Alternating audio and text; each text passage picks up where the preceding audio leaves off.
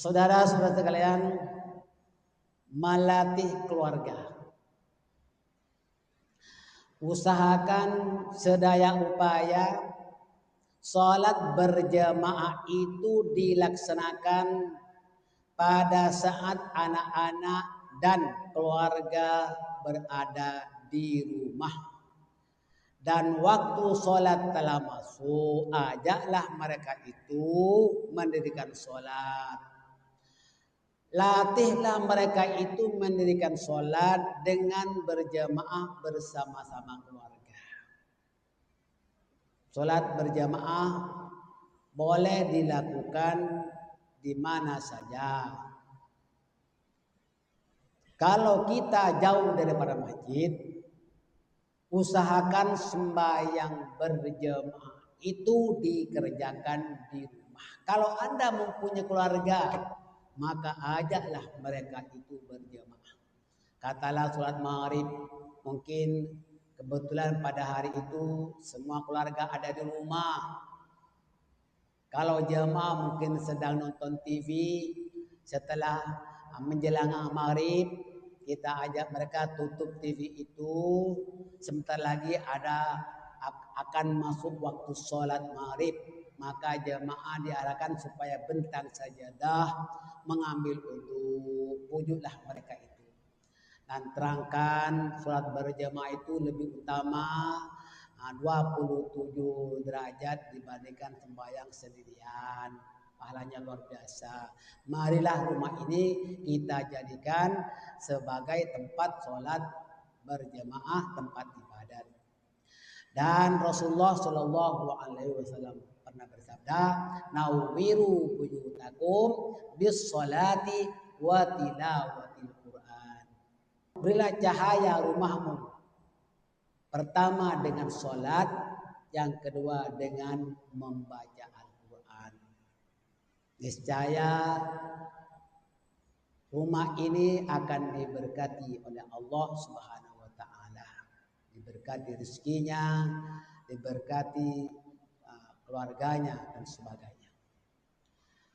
Para jamaah kena sabar, terutama sholat subuh.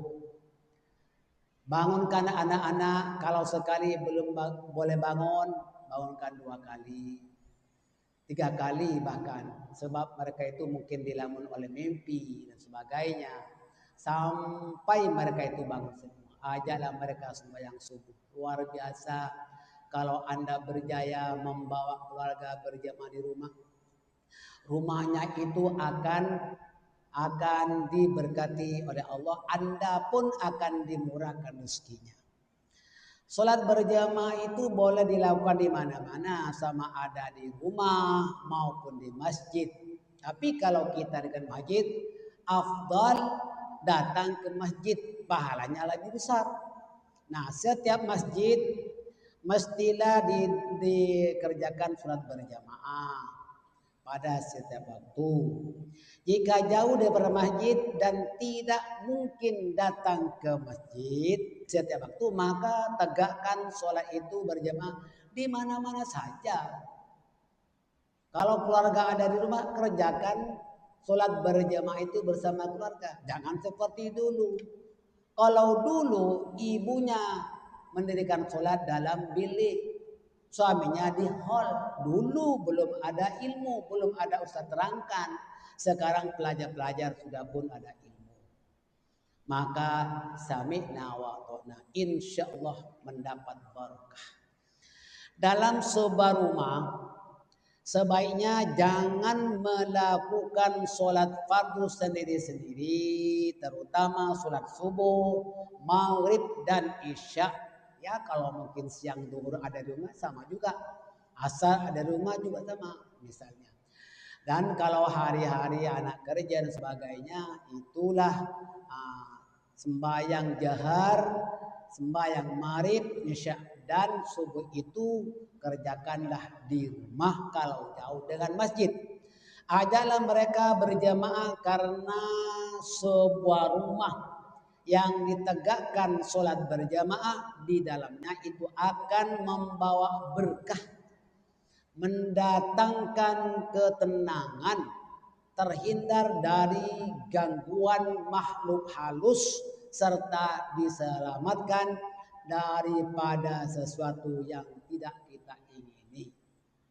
Nah, rumah bukanlah sekedar tempat tidur saja, tetapi juga untuk beribadat, mendirikan sholat, dan membaca Al-Quran di dalamnya.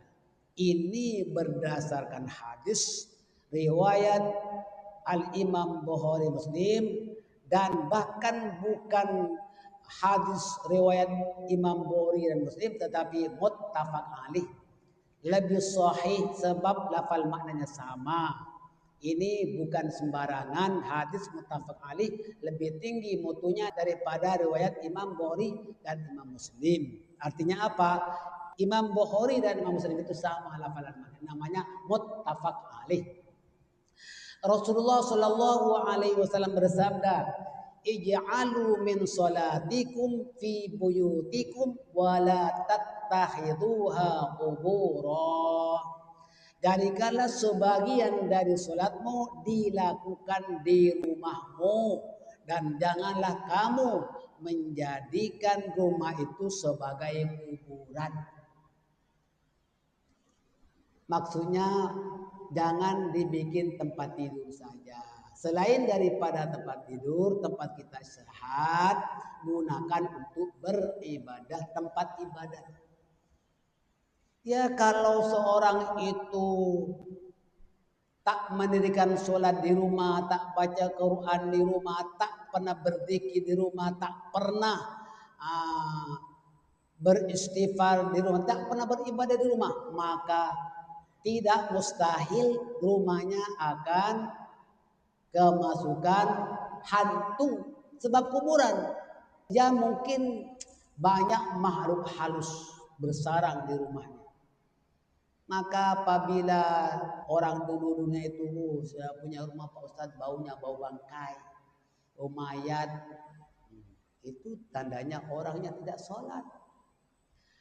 Rumahnya gelap, rumah yang tidak dibikin tempat sholat dan tempat beribadah, boleh jadi rumahnya itu gelap, tak bersinar, sebab tak diberi lampu.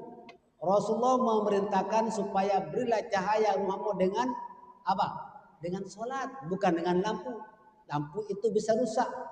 Nah, dan sholat itu lebih bersinar, dan membaca Al-Quran di dalam. Itu perintah Rasulullah SAW. Maka saya harap kepada semua para jamaah, hendaklah rumahnya dijadikan sebagai tempat sholat berjamaah dan tempat beribadah. Bacalah Al-Quran.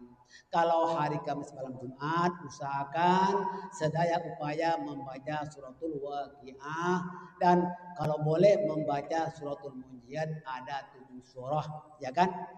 Anda lihat dalam kitab amalan rutin yang pertama itu, yang pertama surah As-Sajdah, yang kedua surah Yasin, yang ketiga surah Ad-Dukhan, yang keempat suratul Waqiah, dan yang kelima surah Al-Muluk, yang keenam surah Ad-Dahr, Al-Insan itu, dan yang terakhir surah Al-Buruj. Itu 7 surah dibaca hari Kamis malam Jumat ataupun dibaca hari Jumatnya. Kita kena baca surah Al-Kahfi. Itu hamba Allah yang soleh dan solihah.